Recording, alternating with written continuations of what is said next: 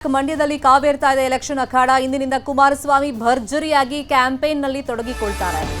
ನಾಳೆ ಕಾಂಗ್ರೆಸ್ ಪರವಾಗಿ ರಾಹುಲ್ ಗಾಂಧಿ ಮತಬೇಟೆಯನ್ನು ನಡೆಸುತ್ತಾರೆ. ಇದರಿಂದ ಅಲರ್ಟ್ ಆಗಿದ್ದಾರೆ ಕುಮಾರಸ್ವಾಮಿ. ಇವತ್ತಿನಿಂದ ಏಪ್ರಿಲ್ 24ನೇ ತಾರೀಕಿನ ತನಕ ಕುಮಾರಸ್ವಾಮಿ ಮಂಡ್ಯದಲ್ಲೇ ಕ್ಯಾಂಪೇನ್ನಲ್ಲಿ ಇರ್ತಾರೆ. ಪ್ರತಿ ವಿಧಾನಸಭಾ ಕ್ಷೇತ್ರಗಳಲ್ಲೂ ಕೂಡ ಭರ್ಜರಿ ಮತಬೇಟೆಯನ್ನು ನಡೆಸೋದಕ್ಕೆ ಪ್ಲಾನ್ ಅನ್ನು ಹಾಕೊಂಡಿದ್ದಾರೆ. ಇನ್ನು ಕುಮಾರಸ್ವಾಮಿಗೆ ದೋಸ್ತಿ ನಾಯಕರು ಸಾಥನ್ನು ಕೊಡ್ತಾರೆ.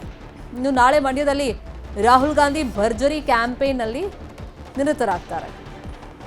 ಇಷ್ಟು ದಿನಗಳ ಕಾಲ ನಾವು ನೋಡ್ತಾ ಇದ್ವಿ ಕುಮಾರಸ್ವಾಮಿ ಅವರು ರಾಜ್ಯ ಮಟ್ಟದ ನಾಯಕನಾಗಿರೋದ್ರಿಂದ ಮಂಡ್ಯದಲ್ಲಿ ತಾನು ಅಭ್ಯರ್ಥಿ ಆದರೂ ಕೂಡ ಬೇರೆ ಕಡೆಗೆ ಬಿಜೆಪಿ ಅಭ್ಯರ್ಥಿಗಳ ಪರವಾಗಿ ಜೆಡಿಎಸ್ ಅಭ್ಯರ್ಥಿಗಳ ಪರವಾಗಿ ತಾನು ಪ್ರಚಾರದಲ್ಲಿ ನಿರತರಾಗ್ತಾ ಇದ್ರು. ಆದರೆ ರಾಹುಲ್ ಗಾಂಧಿ ಅವರ ವಿಸಿಟ್ ಇರೋದ್ರಿಂದ ಇವತ್ತಿನಿಂದಲೇ ಕುಮಾರಸ್ವಾಮಿ ತಮ್ಮ ಕ್ಷೇತ್ರದಲ್ಲಿ ತಾವು ಅಭ್ಯರ್ಥಿಯಾಗಿರುವಂಥ ಮಂಡ್ಯದಲ್ಲಿ ಈಗ ಪ್ರಚಾರ ಕಾರ್ಯವನ್ನು ಆರಂಭ ಮಾಡ್ತಾ ಇದ್ದಾರೆ.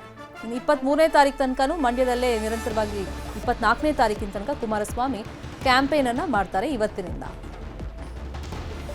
ಮಂಡ್ಯವನ್ನ ಕುಮಾರಸ್ವಾಮಿ ಅದರಲ್ಲೂ ಜೆಡಿಎಸ್ ನಾಯಕರು ಬಿಜೆಪಿ ನಾಯಕರು ಬಹಳ ಪ್ರತಿಷ್ಠೆಯಾಗಿ ತಗೊಂಡಿದ್ದಾರೆ. ಇನ್ನೊಂದು ಕಡೆ ಸುಮಲತಾ ಬಗ್ಗೆನೂ ಕೂಡ ಚರ್ಚೆ ಆಗ್ತಾ ಇತ್ತು, ಅವ್ರು ಯಾಕೆ ಕಾಣಿಸ್ಕೊಳ್ತಾ ಇಲ್ಲ ಅಂತ. ಇಲ್ಲೂ ಕೂಡ ಒಂದಿಷ್ಟು ರಾಜಕೀಯ ಲೆಕ್ಕಾಚಾರಗಳಿದೆ ಅಂತ ಹೇಳಲಾಗ್ತಾ ಇದೆ. ಇಬ್ರು ಒಟ್ಟಿಗೆ ಕ್ಯಾಂಪೇನ್ಗೆ ಹೋದ್ರೆ ಒಂದಿಷ್ಟು ಪ್ರಶ್ನೆಗಳು ಬರ್ಬೋದು. ಹಾಗಾಗಿ ಒಂದು ಸಮಾವೇಶದಲ್ಲಿ ಸುಮಲತಾ ಅವರು ಕುಮಾರಸ್ವಾಮಿ ಜೊತೆಗೆ ಕಾಣಿಸ್ಕೊಳ್ತಾರೆ ಅಂತ ಹೇಳಲಾಗ್ತಾ ಇದೆ. ಈ ಮಧ್ಯದಲ್ಲಿ ಕುಮಾರಸ್ವಾಮಿ ಅವರು ಈಗ ರಾಹುಲ್ ಗಾಂಧಿ ಅವರು ನಾಳೆ ಬರ್ತಿರೋದ್ರಿಂದ ಮಂಡ್ಯದಲ್ಲಿ ಪ್ರಚಾರ ಮಾಡೋದ್ರಿಂದ ಇವತ್ತಿನಿಂದಲೇ ಎಚ್ಚೆತ್ಕೊಂಡು ಇವತ್ತಿನಿಂದ 24ನೇ ತಾರೀಕು ತನಕ ಮಂಡ್ಯ ಭಾಗದಲ್ಲಿ ಪ್ರಚಾರವನ್ನು ಮಾಡೋದಕ್ಕೆ ಪ್ಲಾನ್ ಅನ್ನ ಮಾಡ್ಕೊಂಡಿದ್ದಾರೆ.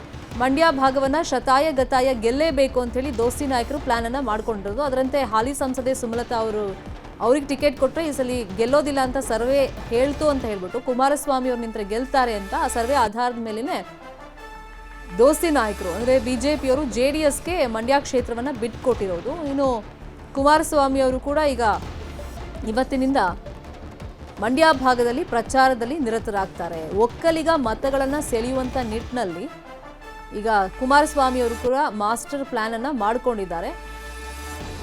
ಚರ್ಚೆಗಳು ನಾವು ನೋಡೋದಾದ್ರೆ ರಾಜಕೀಯ ವಲಯದಲ್ಲಿ ಈಗ ಒಕ್ಕಲಿಗ ಮತಗಳನ್ನು ಸೆಳೆಯುವಂಥ ನಿಟ್ಟಿನಲ್ಲಿ ಆದಿಚುಂಚನಗಿರಿ ಮಠದ ನಿರ್ಮಲಾನಂದನಾಥ ಸ್ವಾಮೀಜಿಗಳ ಹತ್ರ ಎಲ್ಲ ಅಭ್ಯರ್ಥಿಗಳನ್ನ ಆ ಭಾಗದ ಹಳೆಯ ಮೈಸೂರು ಭಾಗದ ಅಭ್ಯರ್ಥಿಗಳನ್ನ ಒಕ್ಕಲಿಗ ನಾಯಕರನ್ನ ಕರ್ಕೊಂಡು ಹೋಗಿ ಭೇಟಿ ಮಾಡಿಸಿದ್ರು. ಅದರ ಬೆನ್ನಲ್ಲೇ ಕಾಂಗ್ರೆಸ್ ಅವರು ಕರ್ಕೊಂಡು ಹೋದ್ರು. ಒಟ್ಟಲ್ಲಿ ಹಳೆಯ ಮೈಸೂರು ಭಾಗ ಒಕ್ಕಲಿಗ ಮತಗಳನ್ನ ಈಗ ಜೆಡಿಎಸ್ ನಾಯಕರು ಬಿಜೆಪಿ ನಾಯಕರು ಟಾರ್ಗೆಟ್ ಮಾಡ್ತಾ ಇದ್ದಾರೆ. ಈ ಬೆನ್ನಲ್ಲೇ ಒಕ್ಕಲಿಗ ನಾಯಕ ಯಾರು ಅನ್ನೋ ಪ್ರಶ್ನೆಯೆಲ್ಲ ಉದ್ಭವವಾಗಿತ್ತು. ಇದರ ಬೆನ್ನಲ್ಲೇ ಈಗ ಡಿ ಕೆ ಶಿವಕುಮಾರ್ ಅವರು ಕೂಡ ಅಲರ್ಟ್ ಆಗಿದ್ದಾರೆ.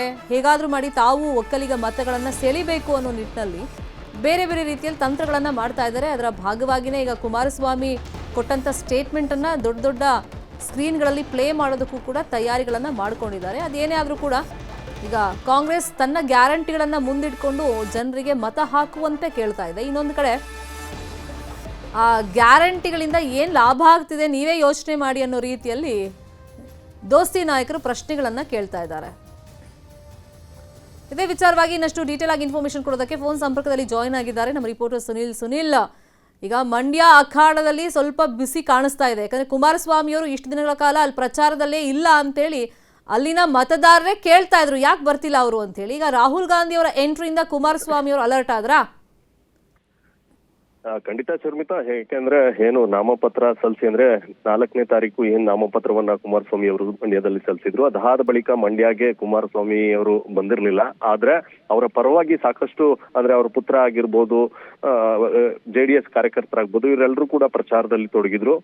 ಈಗ ಕುಮಾರಸ್ವಾಮಿ ಅವರು ಅಧಿಕೃತವಾಗಿ ಅಖಾಡಕ್ಕೆ ಇಳಿತಾ ಇರುವಂತದ್ದು ಅಂದ್ರೆ ಇವತ್ತಿನಿಂದ 8 ದಿನಗಳ ಕಾಲ ಮಂಡ್ಯದಲ್ಲಿ ಪ್ರಚಾರವನ್ನ ಅವರು ನಡೆಸುವಂತದ್ದು. ಅಂದ್ರೆ 8 ಕ್ಷೇತ್ರಗಳಲ್ಲಿ ಪ್ರಚಾರವನ್ನ ನಡೆಸುವಂತದ್ದು. ಪ್ರತಿದಿನ ಒಂದೊಂದು ಕ್ಷೇತ್ರವನ್ನ ಆಯ್ಕೆ ಮಾಡ್ಕೊಂಡಿರುವಂತದ್ದು. ಅದರಲ್ಲಿ ಮೊದಲಿಗೆ ಮಳವಳ್ಳಿ ಕ್ಷೇತ್ರ ಅಂದ್ರೆ ಇವತ್ತು ಮಳವಳ್ಳಿಯಲ್ಲಿ ಮಧ್ಯಾಹ್ನ 1 ಗಂಟೆ ಸಂದರ್ಭಕ್ಕೆ ಕುಮಾರಸ್ವಾಮಿ ಅವರು ಆಗಮಿಸ್ತಾ ಇರುವಂತದ್ದು. ಮಳವಳ್ಳಿಯ ಕನಕದಾಸ ಕ್ರೀಡಾಂಗಣ ಏನಿದೆ, ಈ ಕ್ರೀಡಾಂಗಣದಲ್ಲಿ ಬೃಹತ್ ಸಮಾವೇಶವನ್ನ ಕೂಡ ಆಯೋಜನೆ ಮಾಡಿರುವಂತದ್ದು. ಹೀಗಾಗಿ ಕುಮಾರಸ್ವಾಮಿ ಅವರು ಇವತ್ತಿಂದ ಮಂಡ್ಯದಲ್ಲಿ ಮತಬೇಟೆಗೆ ಇಳಿತಾ ಇದ್ದಾರೆ. ಹಾಗೆ ಅವರಿಗೆ ಸಾಥನ್ನ ಕೊಡ್ಲಿಕ್ಕೆ ಬಿಜೆಪಿ ಕಾರ್ಯಕರ್ತರಾಗ್ಬೋದು, ಬಿಜೆಪಿ ನಾಯಕರಾಗ್ಬೋದು, ಹಾಗೆ ವಿಜಯೇಂದ್ರ ಅವರು ಕೂಡ ಜೊತೆನಲ್ಲಿ ಆಗಮಿಸ್ತಾರೆ ಅನ್ನುವಂತ ಸಾಧ್ಯತೆಗಳಿರುವಂತದ್ದು. ಹೀಗಾಗಿ ಇವತ್ತಿನಿಂದ ಕುಮಾರಸ್ವಾಮಿ ಅವರು ಮಂಡ್ಯದಲ್ಲಿ ಚುನಾವಣಾ ಪ್ರಚಾರವನ್ನ ಆರಂಭಿಸ್ತಾ ಇದ್ದಾರೆ. ಸಾಕಷ್ಟು ಜೆಡಿಎಸ್ ಕಾರ್ಯಕರ್ತರು ಈ ಒಂದು ಸಮಾರಂಭದಲ್ಲಿ, ಬಿಜೆಪಿ ಕಾರ್ಯಕರ್ತರು ಈ ಒಂದು ಸಮಾರಂಭದಲ್ಲಿ ಭಾಗಿಯಾಗುವಂತ ಸಾಧ್ಯತೆ ಇರುವಂತದ್ದು. Sharmita, fine, thank you Sunil ತಮ್ಮ ಇನ್ಫಾರ್ಮೇಶನ್ಗೆ. ಕನ್ನಡಿಗರ ನೆಚ್ಚಿನ ನ್ಯೂಸ್ 18 ಕನ್ನಡ ಈಗ ವಾಟ್ಸ್ಆಪ್ನಲ್ಲೂ ಲಭ್ಯ. ಕರ್ನಾಟಕ ದೇಶ ವಿದೇಶಗಳ 360 ಡಿಗ್ರಿ ಸುದ್ದಿಯ ವಿವರಗಳನ್ನ ನಿಮ್ಮ ಕೈ ಬೆರಳುಗಳಲ್ಲೇ ಪಡಿಲಿಕ್ಕೆ ಈ QR ಕೋಡ್ ಅನ್ನ ಸ್ಕ್ಯಾನ್ ಮಾಡಿ, ನಮ್ಮ ಚಾನಲ್ ಫಾಲೋ ಮಾಡಿ, ನೋಟಿಫಿಕೇಶನ್ ಆನ್ ಮಾಡಿ.